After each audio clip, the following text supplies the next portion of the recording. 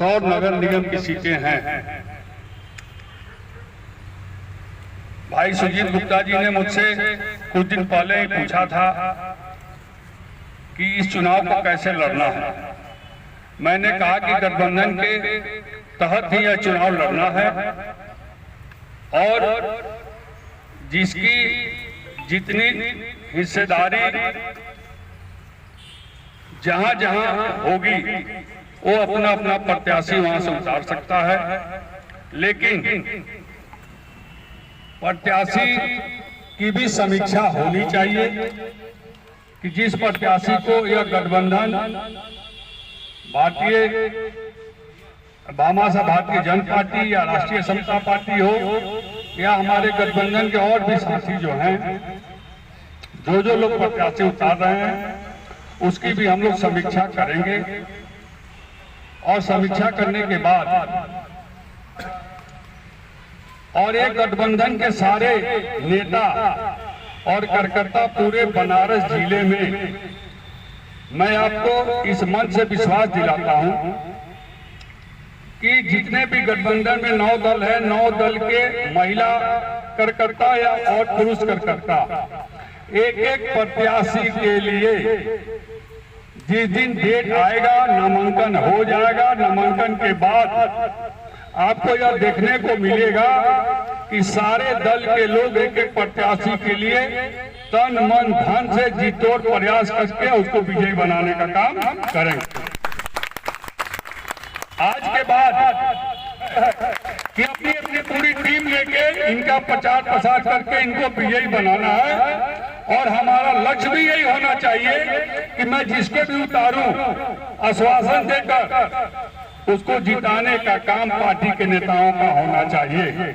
और प्रत्याशी जी से ही मैं कहना चाहूंगा, आप अपने जीतने के लिए कोई कसर छोड़िएगा मत, क्योंकि एक से एक जादूगर अभी आपके सामने आएंगे और तरह तरह के जादू दिखाएंगे और जादू से आप घबराइए और भयभीत मत होइएगा, क्योंकि हम लोग वो जादू दिखाएंगे और हम लोग उन लोगों के जादू को फेल करने का काम करके आपको विजय बनाने का काम करेंगे।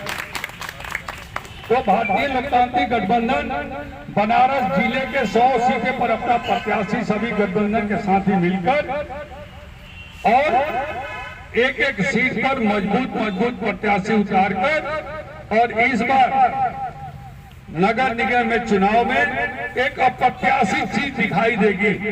लोगों को भरोसा नहीं हो रहा होगा मेरी बात पर कि अभी नई पार्टी नई गठबंधन ये क्या दिखा देंगे, लेकिन मैं जानता हूं कि पहले गरजता था तो बरसता था, अब गरजता तो बरसता नहीं है। लोग ऊपर देखते ही रह जाते हैं और नीचे वाला अपना काम निकाल कर आगे बढ़ जाता। वही काम भारतीय लोकतांत्रिक गठबंधन इसमें नगर निगम के चुनाव में करके दिखाएगी।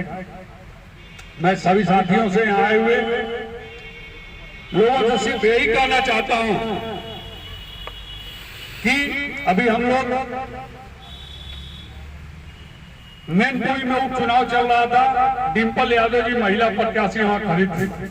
हम लोग गए वहां जाकर हम लोग ने प्रचार प्रसार किया और डिम्पल यादव जी 2,89,000 से विजयी हुई। उसी तरह अंजना गुप्ता जी भी महिला है। हम लोगों को महिलाओं को वास्तव में आगे लाने की जरूरत है। अभी दीदी वंदना सिंह ने कहा देश को तरक्की के राह पर ले जाना है या भ्रष्टाचार को कम करना है, कम समय में ज्यादा काम अगर करना है तो कम महिलाएं ही कर सकती हैं, पुरुषों में अब दम नहीं है। क्योंकि 75 साल में हम लोग ने देख लिया पुरुषों को हिस्सेदारी मिली। मैं भी पुरुष हूँ, मुझे भी हिस्सेदारी मिली।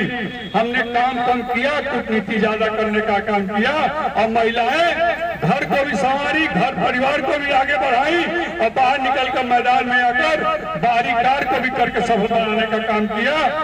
इसीलिए मैं कहना चाहता हूं कि जहां और हम लोगों का प्रयास रहेगा कि नगर निगम के चुनाव में 60 से 65-70% महिलाओं को ही हम लोग सीट देंगे और उनको चुनाव लड़ाएंगे, क्योंकि महिलाएं ही अब देश को आगे बढ़ा सकती हैं, इसमें कहीं से दो राय नहीं है। और वो 4 घंटा काम करती हैं, हमारे 12 घंटे काम के बराबर उनका काम का मानक होता है। इसलिए मैं सभी महिलाओं से भी कहना चाहता हूँ, पुरुष भाइयों से भी कहना चाहता हूँ, महिला लक्ष्मी के रूप के समान होती है। एक घर में जन्म लेती है, उस घर को संभालती है, और शादी करके जब दूसरे घर में जाती है तो उस घर को भी संभालती है। लेकिन पुरुष एक ही घर में रहता है, एक ही घर में पैदा होता है, उसी घर में मर जाता है। तो महिलाओं का अधिकार हमेशा आगे रहा है और महिलाओं को हम लोग को आगे करना है। इसी के साथ मैं पुनः आपसे निवेदन अपील करना चाहता हूँ कि बहन अंजना गुप्ता जी को भारी से भारी वोटों से हम लोग को जिताकर एक मिसाल खड़ा करना है बनारस में, और यह दिखा देना है कि सबसे ज्यादा अगर नगर निगम की सीट पर, नगर निगम के अंदर अगर बैठेगा कोई तो महिला पार्षद ही ज्यादा बैठेगी। इसी शुभकामना के साथ जय हिंद, जय भारत।